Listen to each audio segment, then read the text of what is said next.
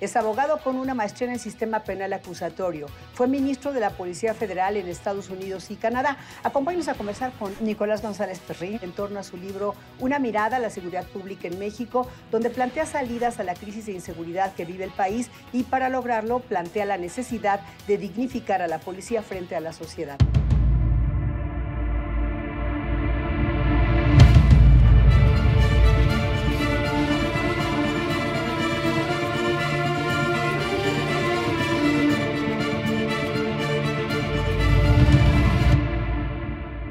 Bienvenido, Nicolás González Perrín. Bienvenido, Guillermo de Loya, bienvenido. Muchas gracias. Se está cumpliendo un año de la publicación de Para hacer posible lo imposible.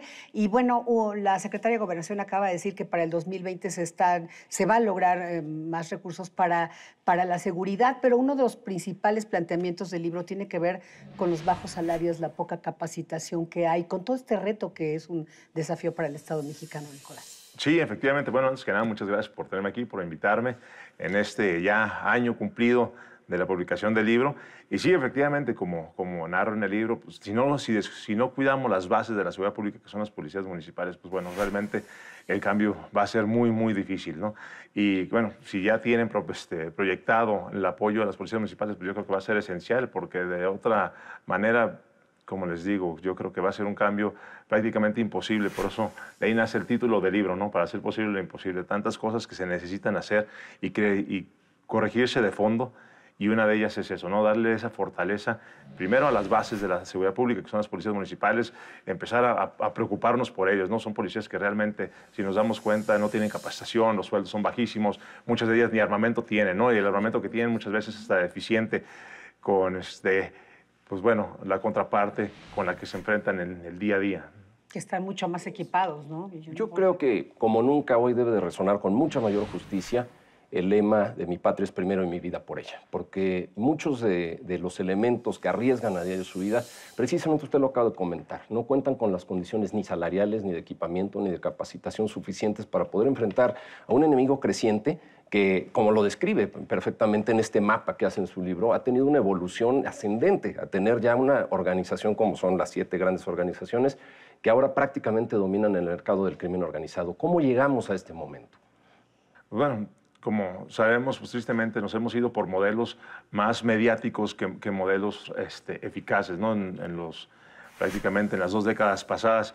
Y bueno, lo que ha pasado es que se han atomizado las células del crimen organizado y se han convertido en células cada vez más violentas y radicales.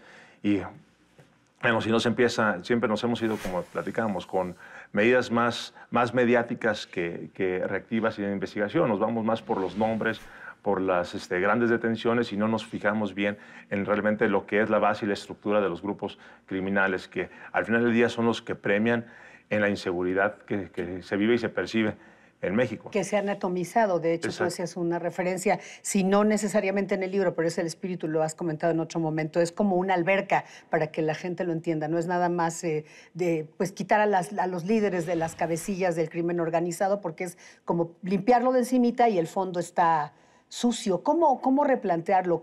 ¿Hacia dónde caminar para, pues sí, atacar a las cabecillas, pero también a las bases? Bueno, yo creo que es importantísimo primero poder generar una estrategia de coordinación real entre las autoridades municipales y estatales. Hacer un esquema realmente de coordinación y apoyo a las bases y bueno, y en base a eso empezar a trabajar, ahora sí de manera diferente a como se ha estado trabajando. Trabajar de abajo hacia arriba, empezar a trabajar lo que son las bases de la estructura criminal, el tema del sicariato, narcomenudeo, empezar a trabajar todo lo que es el tema financiero y empezar a subir y escalar hasta ya llegar a la cima de la estructura criminal. Yo creo que eso es lo que se necesita hacer.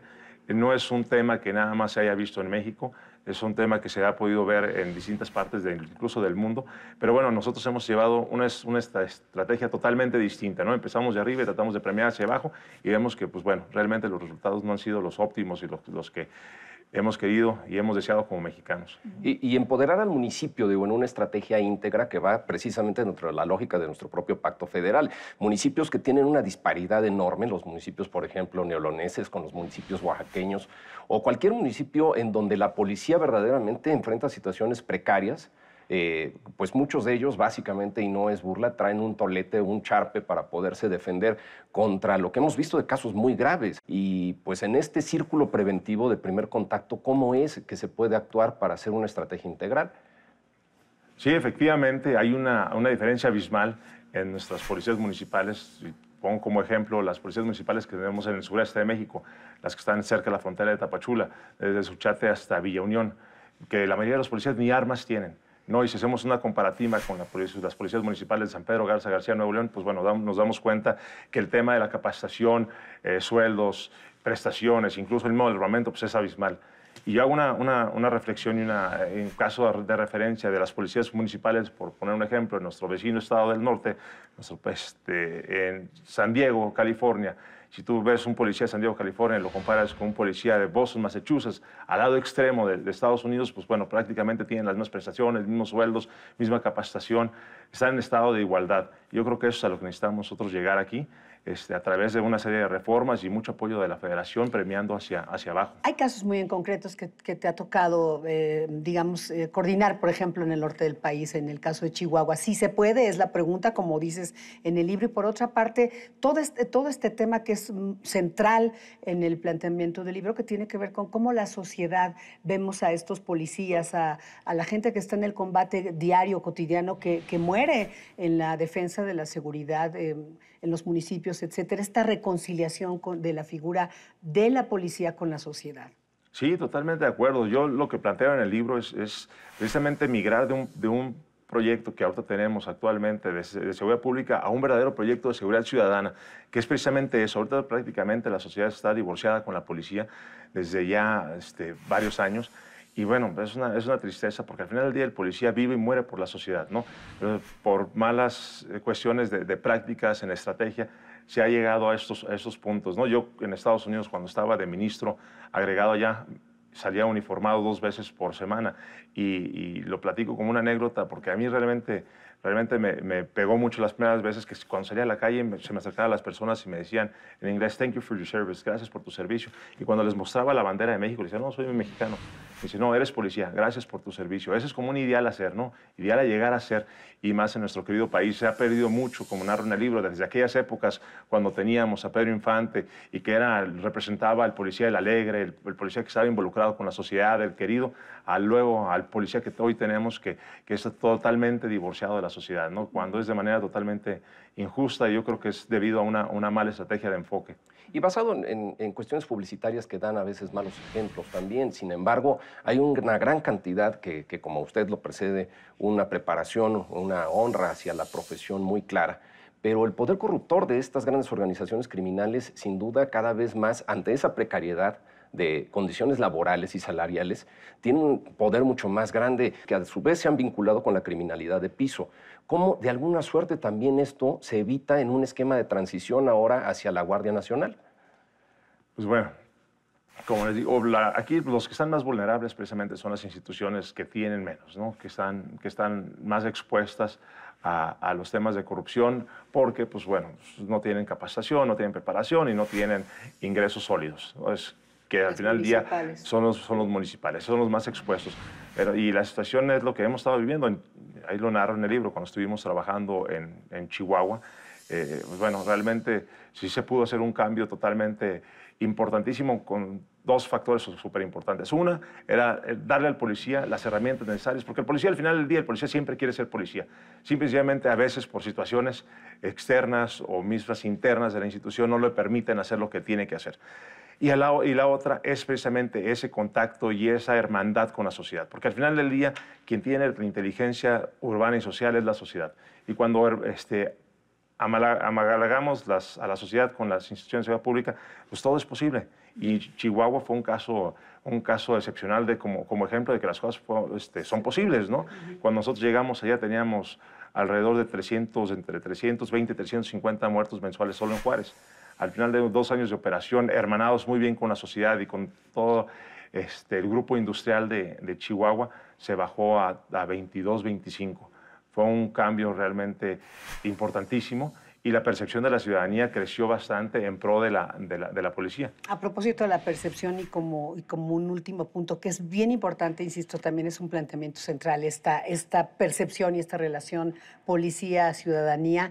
La Guardia Nacional tiene ahora una aprobación cercana al 70%, por supuesto es una nueva estrategia. ¿Tú crees que esto va a ser un punto importante para poder llegar a esta meta que planteas y que ya efectivamente narras aquí, que se hizo exitosamente en Chihuahua?